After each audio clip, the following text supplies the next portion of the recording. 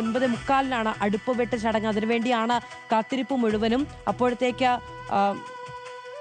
ഈ തോറ്റംപാട്ട് പൂർത്തിയാകും. അവിടെ കണ്ണകീചരിതം തോറ്റംപാട്ട് പാടിക്കൊണ്ടേയിരിക്കുകയാണ്. പണ്ഡ്യരാജാവിന്റെ വധം പാടിക്കഴിയുമ്പോഴാണ് തിടപ്പള്ളിയിൽ നിന്ന് തീനാളം എത്തുക. അത് ഏറ്റുവാങ്ങി പണ്ടാരയടുപ്പിലേക്ക് ജ്വലിപ്പിക്കുമ്പോഴാണ് അമ്മയ്ക്ക് മുന്നിൽ പൊങ്കാല കലങ്ങൾ തിളച്ചു തുടങ്ങുക. അതിനുവേണ്ടിയുള്ള കാത്തിരിപ്പിലേക്കാണ് ഓരോ ഭക്തരും എത്തുന്നത്.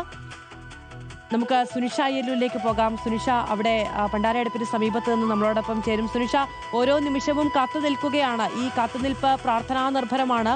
ഓരോ നിമിഷവും മനസ്സിൽ ഉരുവിട്ട് നിൽക്കുന്നത് ആറ്റുകാലമ്മയുടെ നാമജപങ്ങൾ തന്നെയാണ്. ആ ഒരു നിമിഷത്തിലൂടെയാണ് കടന്നു പോകുന്നത്. പണ്ടാരയടുപ്പിൽ തിരി കൊളുത്തുക, തിരി തെളിയുക എന്നുള്ള നിമിഷത്തിലേക്കാണ് ആറ്റുകാലിലെത്തിയിരിക്കുന്ന ഓരോ ഭക്തജനങ്ങളുടെയും കാത്തിരിപ്പ്. അതെ മധു, അതിലൊരു സംശയവുമില്ല. ഇനി മിനിറ്റുകൾ മാത്രമാണ് ബാക്കിയുള്ളത് ഈ പണ്ടാരടുപ്പിലേക്ക് തീ പകരാനും ഒപ്പം തന്നെ മറ്റെല്ലാ പൊങ്കാല അടുപ്പുകളിലേക്ക് തീ പകരാനും എന്നുള്ളത് തന്നെയാണ്. ഈ പറഞ്ഞതുപോലെ ആളുകളെല്ലാം, വിശ്വാസികളെല്ലാം തന്നെ കാത്തിരിക്കുന്നത് ആ ഒരൊറ്റ നിമിഷത്തിന് വേണ്ടിയാണ്. ഒരുപക്ഷെ ഈ ഒരു വർഷത്തെ കാത്തിരിപ്പ് എന്ന് പറയുന്നത് പോലും ഈ ഒരൊറ്റ നിമിഷത്തിലേക്ക് ചുരുങ്ങുന്നു അല്പസമയത്തിനകം എന്നുള്ളത് തന്നെയായിരിക്കണം നമുക്ക് പറയേണ്ടിയും വരിക.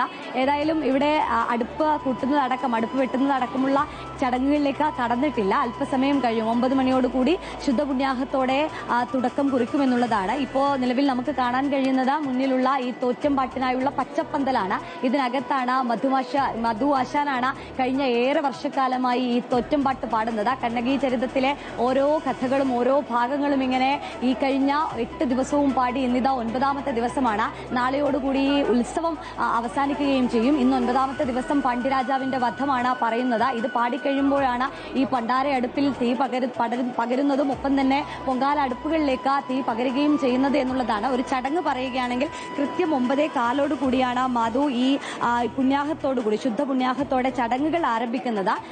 ഈ നേരത്തെ പറഞ്ഞതുപോലെ തോറ്റംപാട്, ഈ പാണ്ഡ്യരാജാവിനെ വധിക്കുന്ന ഈ തോറ്റംപാട്ടുകൾ പാടിക്കഴിഞ്ഞാൽ ഉടൻ തന്നെ തന്ത്രി പരമേശ്വരൻ ഭട്ടതിരിപ്പാടിന്റെ സാന്നിധ്യത്തിൽ മേൽശാന്തി അനീഷ് നമ്പൂതിരി ശ്രീകോവിലിൽ നിന്ന് ദീപം പകർന്ന ക്ഷേത്ര തിടപ്പള്ളിയിലെ പൊങ്കാല അടുപ്പിലേക്ക് പകരും. ഇതേ ദീപം തന്നെ സഹമേൽശാന്തി ഏറ്റുവാങ്ങിക്കൊണ്ട് വലിയ തിടപ്പള്ളിയിലും ക്ഷേത്രത്തിന് മുൻവശത്ത് ഇനി വെട്ടാൻ പോകുന്ന ഈ പണ്ടാര അടുപ്പിലേക്കും കത്തിക്കുമെന്നുള്ളതാണ്. പണ്ടാര അടുപ്പിൽ നിന്ന് ഈ പകരുന്ന ദീപം വായ്ക്കുരവകളുടെ അകമ്പടിയിൽ ഏറ്റുവാങ്ങിക്കൊണ്ട് ഭക്തർ സ്വന്തം അടുപ്പുകളെ ജ്വലിപ്പിക്കുമെന്നുള്ളതാണ്. ശേഷം നിവേദ്യം തയ്യാറാക്കലാണ്. പായസമാണോ എന്താണോ ദേവിക ഏറ്റവും ഇഷ്ടപൂർവ്വം നൽകാൻ ആഗ്രഹിക്കുന്നത് അതെല്ലാം തന്നെ ഭക്തർ ഇങ്ങനെ ഇഷ്ടത്തോടെ തയ്യാറാക്കുന്ന ഒരു സമയമാണ് അതിനുശേഷമുള്ളത്. ശേഷം ഉച്ചയ്ക്ക് ഏകദേശം ഒരു 2:15 ഉച്ചപൂജയ്ക്ക് ശേഷമാണ് പൊങ്കാല നിവേദ്യം സമർപ്പിക്കുന്നത്. നമ്മൾ നേരത്തെ പറഞ്ഞതുപോലെ തന്നെ 350 പൂജാരിമാരെയാണ് ഈ നിവേദ്യത്തിനായി മാത്രം നിയോഗിച്ചിട്ടുള്ളത് എന്നൊരു പ്രത്യേകത കൂടിയുണ്ട്.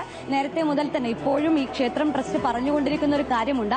നിരവധി ഭക്തർ ഒഴുകിയെത്തുന്നത് കൊണ്ടാണ് വീണ്ടും പറയുന്നത്. ഇന്ന് ചന്ദ്രഗ്രഹണം ആയതുകൊണ്ട് തന്നെ 3:10 മുതൽ വൈകുന്നേരം 7 മണി വരെ നട അടയ്ക്കുന്നതാണ്. അന്ന് ആ സമയത്ത് ഒരാൾക്കും ക്ഷേത്രത്തിലേക്ക് പ്രവേശനം ഉണ്ടാകില്ല. കഴിഞ്ഞ തവണയെല്ലാം നമ്മൾ കണ്ടതാണ് ഈ പൊങ്കാല നിവേദ്യം തയ്യാറാക്കിയതിനു ശേഷം കൂടുതൽ ആളുകളും ഇങ്ങനെ ക്ഷേത്രത്തിലേക്ക് ഒരു നോക്ക് കാണാനായി ഓടിയെത്തുന്ന ഒരു കാഴ്ചയുണ്ടായിരുന്നു. പക്ഷെ ഇത്തവണ അത് നടക്കില്ല. ഈ 3:15 മുതൽ 7 മണി വരെ നടയടയ്ക്കും. അത് ചന്ദ്രഗ്രഹണം ആയതുകൊണ്ടാണ്. അതുകൊണ്ട് തന്നെ നേരത്തെ തന്നെ പറഞ്ഞിരുന്നു, താലപ്പൊലിക്ക് എത്തുന്ന കുട്ടികൾ അത് നേരത്തെ തന്നെ 1:30 തന്നെ ഇവിടെ എത്തേണ്ടതുണ്ട് എന്നൊരു നിർദ്ദേശം കൂടി ഇവർ നൽകിയിരുന്നു. ക്ഷേത്രം ട്രസ്റ്റ് ഇപ്പോഴും ഇത് അറിയിപ്പായി തന്നെ ആളുകളിലേക്ക് എത്തിക്കണമെന്നൊരു ആവശ്യം കൂടി മുന്നോട്ട് വെക്കുകയും ചെയ്യുന്നുണ്ട്. ഏതായാലും ഇത്തരത്തിലാണ് ഇനി ഇവിടെ ചടങ്ങുകൾ നടക്കാൻ പോകുന്നത്. 9 ദിവസം, 9ാമത്തെ ദിവസമാണെന്ന്. ഒരുപക്ഷെ കുംഭമാസത്തിലെ കാർത്തിക നാളിൽ ആരംഭിച്ച ഈ പൊങ്കാല മഹോത്സവമാണ് ഇന്ന് 9ാമത്തെ ദിവസത്തിലേക്ക് എത്തി നിൽക്കുന്നത്. പൂരം നാളും പൗർണമിയും ഒരുമിച്ചെത്തുന്ന ദിനമാണ് പൊങ്കാല. ഈ ദിനത്തിനാണ് നിരവധി ആളുകൾ ഇങ്ങനെ കാത്തുനിന്നത്. 1000-ഓ 10,000-ഓ അല്ല,